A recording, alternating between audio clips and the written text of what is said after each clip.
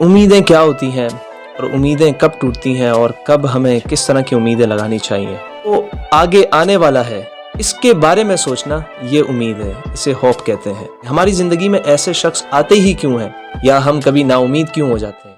السلام علیکم معزز خواتین و حضرات، شورانی ٹی وی میں آپ کو ایک بار پھر ویلکم کرتے ہیں۔ ناظرین، آج کا ہمارا جو ٹاپک ہے وہ امیدوں کے بارے میں ہے کہ امیدیں کیا ہوتی ہیں اور امیدیں کب ٹوٹتی ہیں اور کب ہمیں کس طرح کی امیدیں لگانی چاہیے کہ جس سے ہمیں فائدہ بھی حاصل ہو۔ ہمارے پاس جو کچھ تھا گزر گیا، یہ ماضی ہے، اور جو آگے آنے والا ہے اس کے بارے میں سوچنا یہ امید ہے، اسے ہوپ کہتے ہیں۔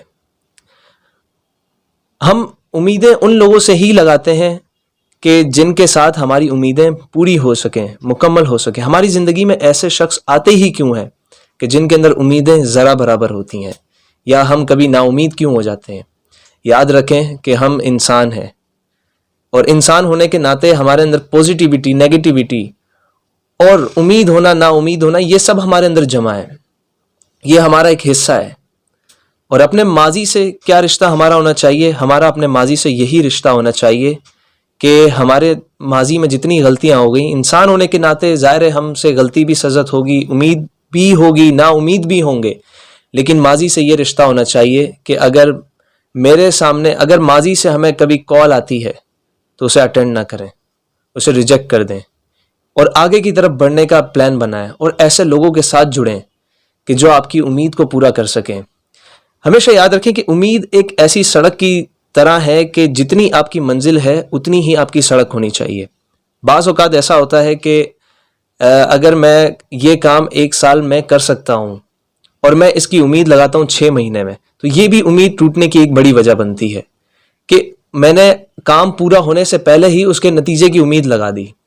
کام شروع کریں، آپ آہستہ آہستہ، اسٹیپ بائی اسٹیپ اس کام کو آپ کرتے جائیں، اور امید فقط یہ لگائیں کہ میں اس کام کو کر سکتا ہوں اور میں نے اس کام کو اس عرصے میں مکمل کرنا ہے۔ اگر نہ ہوا تو میں مزید کوشش کروں گا، لیکن امید ایسی ہونی چاہیے آپ کی کہ میں نے اس کام کو مکمل کرنے کے بعد اس کا نتیجہ دیکھنا ہے، نہ کہ یہ کہ اس کام کو کرنے سے پہلے ہی میں نے اپنے مائنڈ میں ایک نتیجہ بنا دیا کہ ابھی میں نے اس کام کو شروع کیا اور میں چاہتا ہوں کہ یار اب سے ہی میں کامیاب نظر آنا شروع کر دوں، تو یہ امید ہمارے اس کام کو اسی وقت روک دے گی۔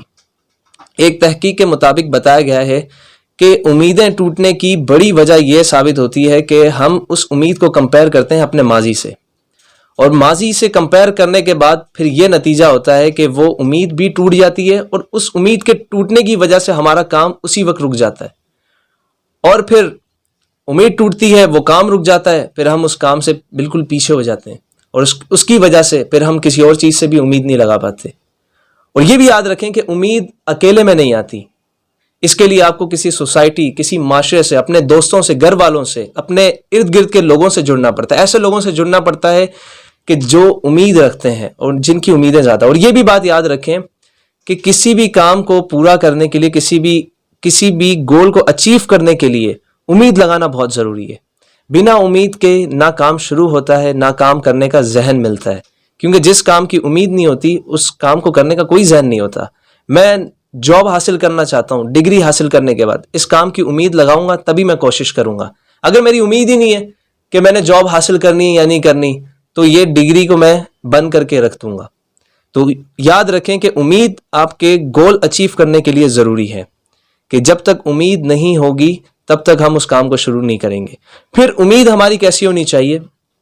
امید ہمیشہ پوزیٹیو رکھیں، اپنی شخصیت کو پوزیٹیو بنائیں، نیگیٹیوٹی کو ایک طرف رکھیں۔ آپ کی زندگی کے جتنے بھی ایررز ہیں، غلطیاں ہیں، ان کو ایک باکس بنائیں اپنے مائنڈ کے اندر، اس کو بند کرتے چلے جائیں، اور یہ آپ کا ماضی، یہ 1 سیکنڈ بھی میرا گزر گیا، یہ میرا ماضی بن گیا۔ ماضی سے اپنا رشتہ بالکل ختم کر دیں، اتنا کہ اگر 5 سال کے بعد بھی اگر نعمان آ کے میرے سامنے کھڑا ہوتا ہے تو میرا اس سے رشتہ اجنبی سا ہونا چاہیے، نہ کہ یہ کہ میں اسے دیکھتا رہوں اور اسے سوچتا رہوں۔